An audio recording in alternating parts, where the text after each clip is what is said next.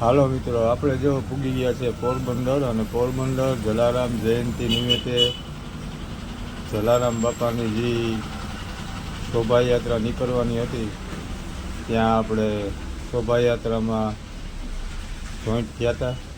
આ શોભાયાત્રા છે એની તો એનું ત્યાં કેટલું મહત્ત્વ છે, એ લોકોમાં જાજુ શોભાયાત્રા નીકળી હતી, કેટલો માણસ હતું, એમ લાગતું હતું કે આખું પોરબંદર ભેગું થઈ ગયું હોય.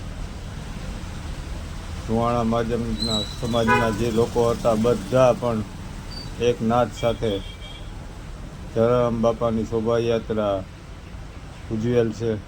બહુ ધામધૂમપૂર્વક ફટાકડા ફોડતા હતા અને ગીત સંગીતના તાલ સાથે શોભાયાત્રા નીકળેલ હતી. આ શોભાયાત્રામાં બધાનો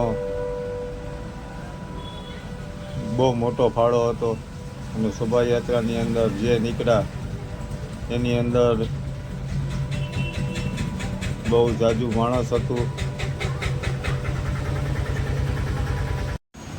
જલારામ જયંતિ એટલે એક એવા સંત થઈ ગયા જે સંત આપણા કોઈ પણ માણસ હોય એને ભૂખા રહેવા ના દે. એ એવા સંત હતા જે અત્યારે આપણે વીરપુરની અંદર જઈએ ત્યારે આપણે ત્યાંની ખીચડી અને કઢી ખાઈએ એટલે એમ થાય કે નહીં, હજી ખાધા જ રાખીએ, આપણું પેટ ભરાઈ જાય. પણ ત્યાંની ખીચડી ને કઢી આપણે છે ને એમ ન થાય કે હજી ન લઈએ, થાળીમાં હોય એટલું બધું ખાઈ જાય. જ્યારે આપણે ઘરની અંદર ખીચડી કઢી બનાવીએ તો એટલો સ્વાદ નથી આવતો, એટલો સ્વાદ અત્યારે પણ હાલમાં ત્યાં આવે છે. એવો સ્વાદ હજુ સુધી આપણે ક્યાંય આવ્યો નથી. આ સ્વાદ તો ભાઈ એક અનમોલ છે. આ જ્યાં જગા હોય, ગમે તેની જગા હોય, જલારામ બાપાની જગા હોય કે બીજી કોઈ જગા હોય, ત્યાં જ એવો સ્વાદ આવતો હોય છે. અને તે આપણી સંસ્કૃતિમાં હજુ એટલું બધું સત્ય છે. આ બધું જે છે ને એ બધું સત્ય છે. તેના હિસાબે આપણે ખબર પડે કે આ જગા ઉપર આપણે જઈએ, જલારામ બાપાની જગા હોય, બગદાણા બાપાની જગા હોય કે કોઈ રામાપીરનું મંદિર હોય, એ સ્થળ ઉપર જઈએ ત્યાં એનો સ્વાદ, એ ભોજન લઈએ, એ પ્રસાદી લઈએ આપણે, ત્યારે આપણે ખબર પડે કે હજુ સુધી આ કલયુગમાં પણ આ ભગવાન રૂપી જે આપણે બધા મહિલા છે એનું આ છે ને એક હકીકત છે, સત્ય છે.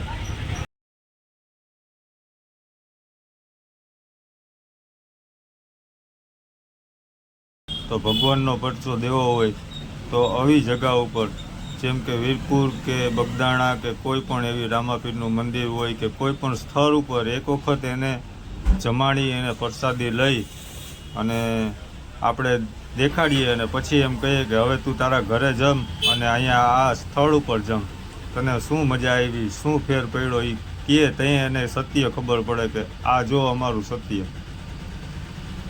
આ આપણું છે ને એક હિન્દુ ધર્મનું સત્ય છે.